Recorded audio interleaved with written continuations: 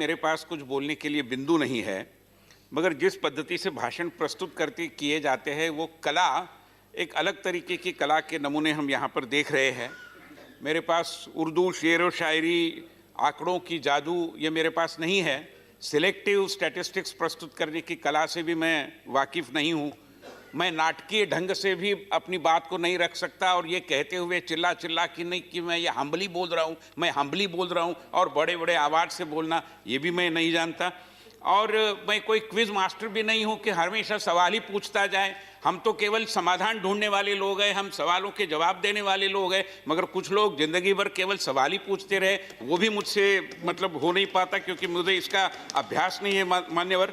और फिर असहिष्णुता को छुपाने के लिए मेरे पास वो शॉल भी नहीं है कि जिसके आधार पर मैं अपने कमियों को छुपा पाऊं।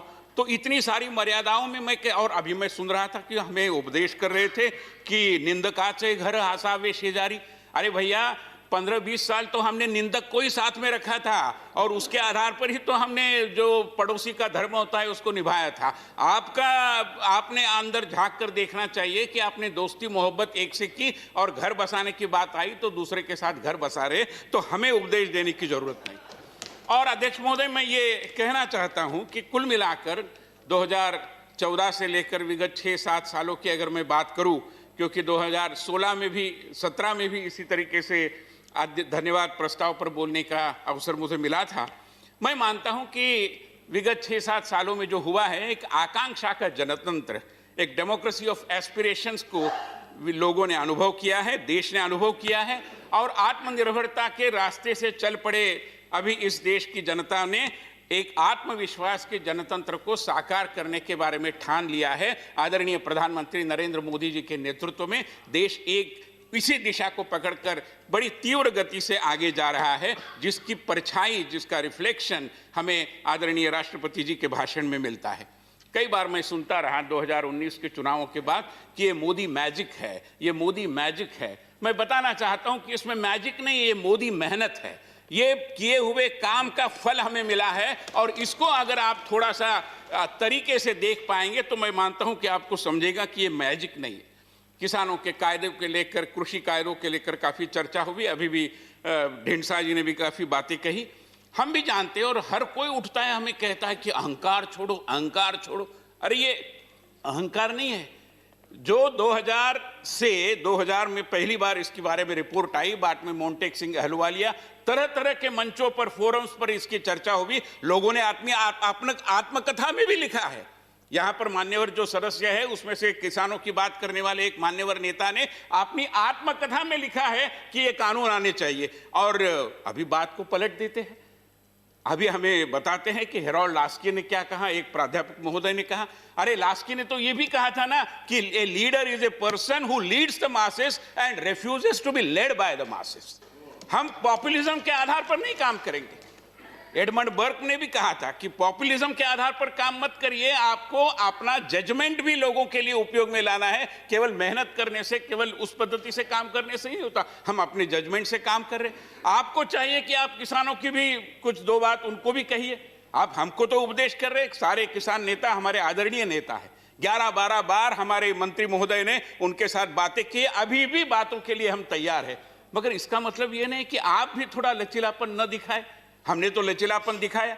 1.5 साल के लिए उसको स्थगित करने का जो पहली बार शायद सरकार ने रवैया अपनाया होगा इस पद्धति का, आप भी करिए। और मेरे समझ में नहीं आता माननीय अध्यक्ष महोदय कि कुछ किसान, कुछ राज्यों के किसान, हो सकता है किसान वर्ग के कुछ लोग ये इस तरीके से धरने पे बैठे हैं। कल जाकर के अगर इस कानून के समर्थन में और 5000 लोग कहीं बेंगलुरु में या कहीं और धरने में, प्रदर्शन में बैठ जाते इसी तरीके से, तो क्या हम सिविल वॉर चाहते हैं? क्या ये पद्धति होगी?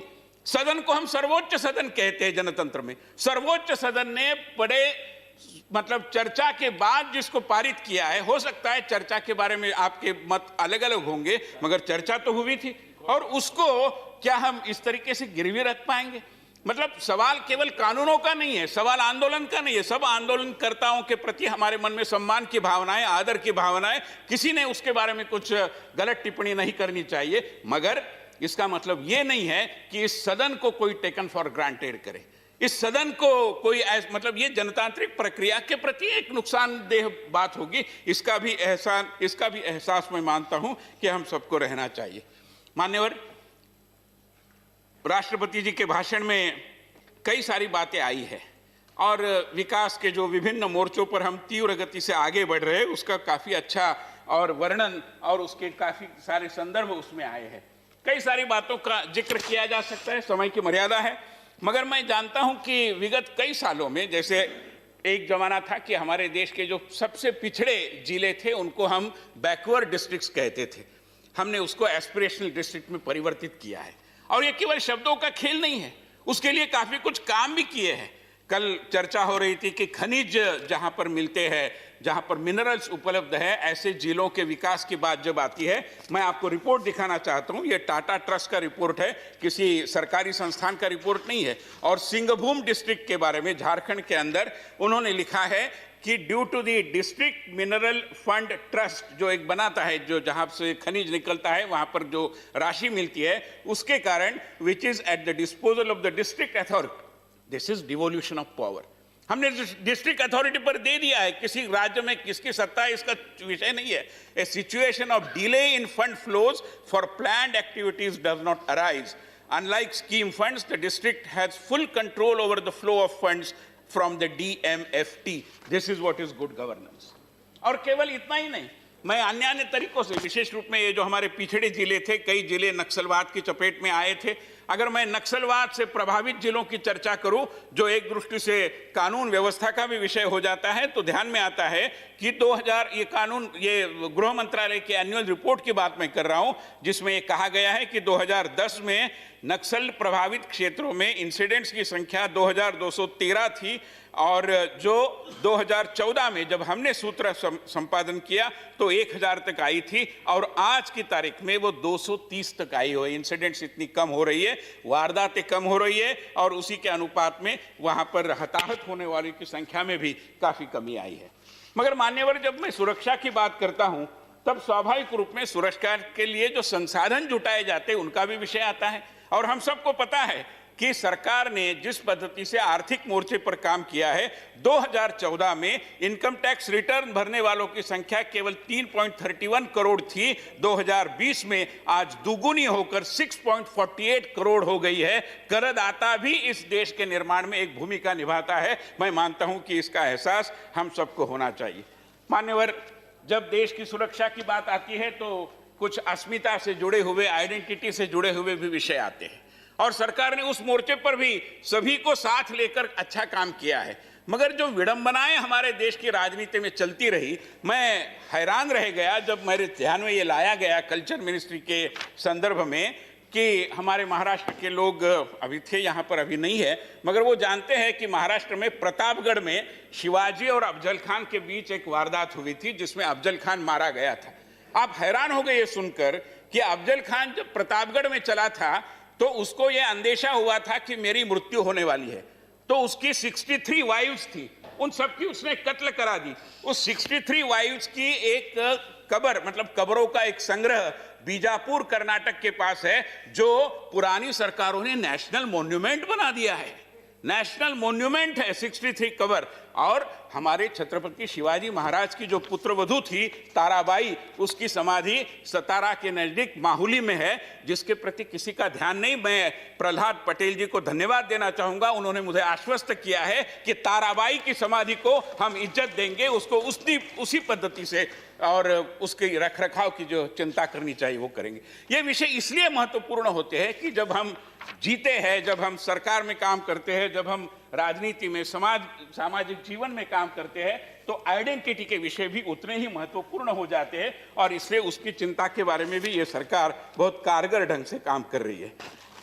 अध्यक्ष महोदय, मैं आपको बताना चाहूंगा कि विगत 6 सालों में विदेश नीति में भी हमने काफी अच्छे मोर्चे पर, काफी अच्छे पद्धति से इस मोर्चे पर भी काम किया है। प्रधानमंत्री का वो स्टेटमेंट, उनका 2014 के यूनाइटेड नेशंस असेंबली के अंदर जो उन्होंने भाषण दिया, सबको याद होगा।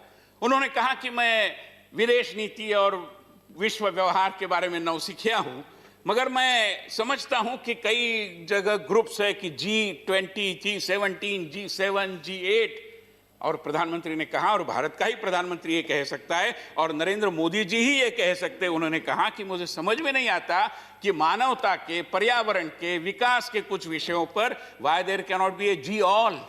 ये हमारी भूमिका है, सबको साथ लेकर विश्व समुदाय का पूरा दिल जीतते हुए भारत उसका नेतृत्व करे, इस भूमिका में आगे बढ़ रहे हैं हम। और इसीलिए वैक्सीन डिप्लोमेसी की बात हो, सॉफ्ट पावर को बढ़ाने की बात हो, मैं मानता हूं कि इन सारे विषयों की ओर इस देश ने बहुत अच्छे तरीके से ध्यान देने की दिशा में अग्रसर होने का प्रण किया है। मैं भारतीय सांस्कृतिक संबंध परिषद के अध्यक्ष का भी दायित्व निभाता हूं। आदरणीय प्रधानमंत्री मोदी जी ने शायद पहली बार यह हुआ होगा कि आईसीसीआर का जो काम चलता है उसकी समीक्षा की, घंटा 2 घंटा उसके लिए दिया और काफी कुछ विषयों के बारे में चर्चा की। आज मैं आपको कहने के लिए बड़ा गर्व महसूस करता हूं कि पहली बार हमने, जब होता है ना सॉफ्ट पावर यानी केवल गाना बजाना, नाटक, संगीत, नृत्य, हम उसको और आगे लेकर गए हैं। हमने टेक्सटाइल के बारे में, हमने 2 अक्टूबर को जब महात्मा गांधी जी के 150वें जन्म जयंती के कार्यक्रम को हम कर रहे थे, तो हमने weaving relations through textile traditions के रूप में एक वेबिनार आयोजित किया, जिसमें भूटान की महारानी भी उपस्थित थी और कोरिया की फर्स्ट लेडी भी उपस्थित थी, बांग्लादेश के टेक्सटाइल मिनिस्टर भी आए थे। तो टेक्सटाइल जैसी कला के माध्यम से भी हम विश्व में हमारे संबंधों और उजागर करना चाहते हैं। हम एक यूटिक्स नाम का पोर्टल बना रहे हैं, universalization of traditional Indian knowledge system, जिसमें हमारी जो भारतीय ज्ञान संपदा है वो विश्व में हर किसी के लिए खुली करते हुए, जिस किसी को ज्ञान पाना है उसके लिए हम अवसर प्रदान कर रहे हैं। और जो भारत में पढ़कर विदेश में गए छात्र हैं, और कई छात्र हैं जो बांग्लादेश में है, नेपाल में है, जो वहाँ के समुदाय में राजनीति में बहुत अहम भूमिका निभा रहे हैं, कोई सर्वोच्च न्यायालय के न्यायमूर्ति बने हैं, कोई प्रधानमंत्री बने हैं, कोई और कुछ बने हैं, इन सब के लिए association of Indian alumni of Indian universities, इस रूप में हमने एक आयोजन भी किया है, जिस तरफ भी हम आगे बढ़ रहे हैं।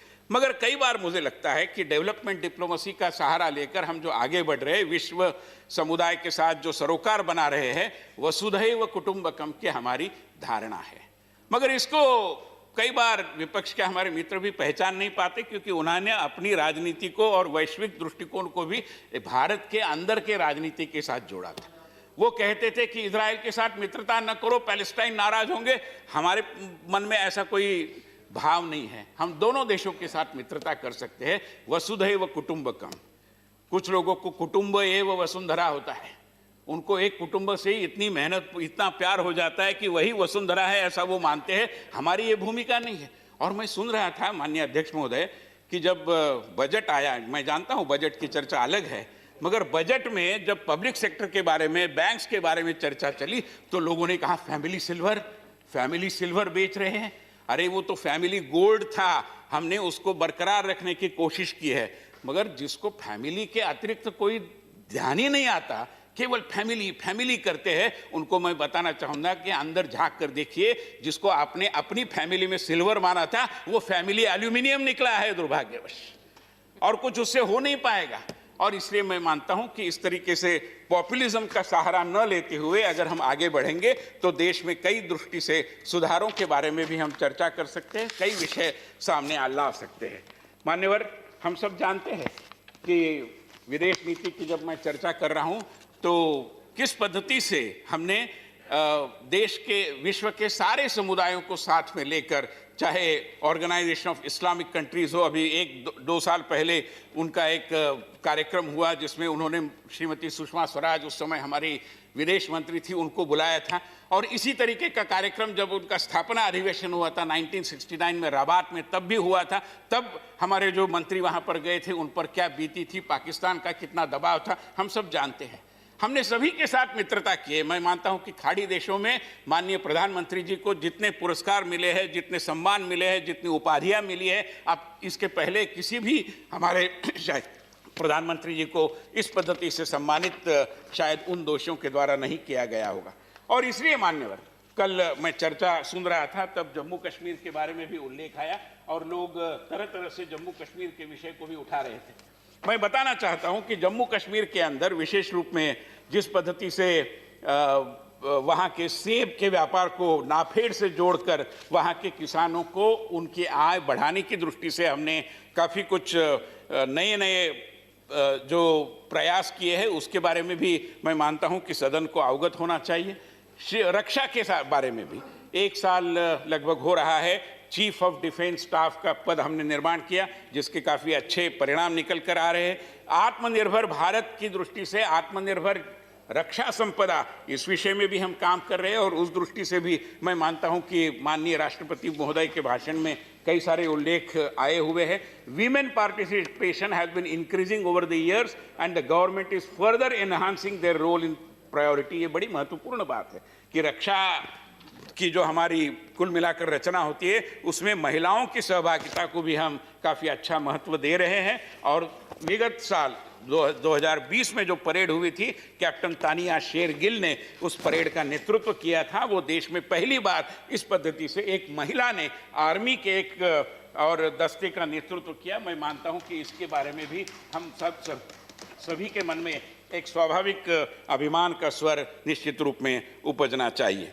मान्यवर, लंबी बात करने की आवश्यकता नहीं है, मगर मैं ये बताना चाहता हूं केवल कि कुल मिलाकर अगर राष्ट्रपति जी के भाषण के ओर मैं एक कटाक्ष डालूं तो मुझे लगता है कि जिस पद्धति से सभी मोर्चों पर ये देश माननीय प्रधानमंत्री जी के नेतृत्व में आगे बढ़ रहा है, उसके साथ हम सभी ने अपने आप को जोड़ना चाहिए, क्योंकि प्रधानमंत्री जी और हमारे सरकार की ये धारणा है कि लोगों की सहभागिता के आधार पर ही हम अच्छी गति से आगे बढ़ सकते हैं और इसलिए हम सभी का साथ चाहते हैं, सभी का विकास हो ये भावना रखते हैं और सभी के विश्वास को अर्जित करते हुए आगे बढ़ने की हमारी मंशा रहती आई है। मान्यवर, मैं भाषण को समाप्त करने के पहले केवल एक बिंदु बताना चाहूँगा कि कुल मिलाकर अगर हम ध्यानपूर्वक देखेंगे तो माननीय हमारे देश के जो पहले प्रधानमंत्री थे जवाहरलाल नेहरू जी, उन्होंने डिस्कवरी ऑफ इंडिया नाम की किताब लिखी थी। मैं मानता हूं कि अभी हम डिस्कवरी ऑफ इंडिया से काफ़ी कुछ आगे निकल कर गए हैं। अब सेल्फ रियलाइजेशन ऑफ इंडिया के और स्तर पर हम आए हैं। एक दृष्टि से आत्मविस्मृति से इस देश की जनता को और देश के समुदाय को बाहर निकालते हुए आत्मविश्वास के आधार पर आत्मनिर्भरता की ओर हम तीव्र गति से बढ़ रहे हैं और ये यात्रा इसी पद्धति से सफल होनी है तो माननीय प्रधानमंत्री जी के नेतृत्व में पूरा देश उनके प्रति विश्वास बार बार दिखाते हुए बार बार विभिन्न चुनावों के माध्यम से, मतपेटी के माध्यम से जो भी आता है उसी से ये एक दृष्टि से एंडोर्स होता है। और इस दृष्टि से मैं मानता हूं कि हमें आगे बढ़ने के लिए काफ़ी कुछ गति विगत 1-1.5 साल में भी 2019 का पुनः जनादेश प्राप्त होने के बाद ये सरकार जब काम करने लगी तो उसके बाद भी अगर हम देखें तो तीव्र गति से हम आगे बढ़ रहे हैं। काफ़ी कुछ लोग शेक्सपियर के बारे में भी यहाँ पर चर्चा करते रहे। शेक्सपियर ने कहा कि पूरा विश्व एक नाटक है, वो पूरा विश्व एक रंगभूमि है। वर्ल्ड इज ए विश्व को एक रंगभूमि के रूप में उन्होंने बताया था। मैं मानता हूं कि शेक्सपियर वगैरह तो बड़ी बात रही, मगर हमने भी थोड़ा थोड़ा पढ़ा है तो हम जानते हैं कि अल्फ्रेड टेनिसन ने एक कविता में कहा था कि I do but sing because I must. हमारी भावना यह है कि we do but transform because we must. Transformation का जो अनुशेष, जो बैकलॉग रहा है, उसको दूर करने की दिशा में हम अग्रसर है। आदरणीय महोदय, आपने मुझे अवसर दिया, मैं आपका आभारी हूँ। धन्यवाद जी। जो वक्ता अपना जो समय दिया उससे ज़्यादा बोल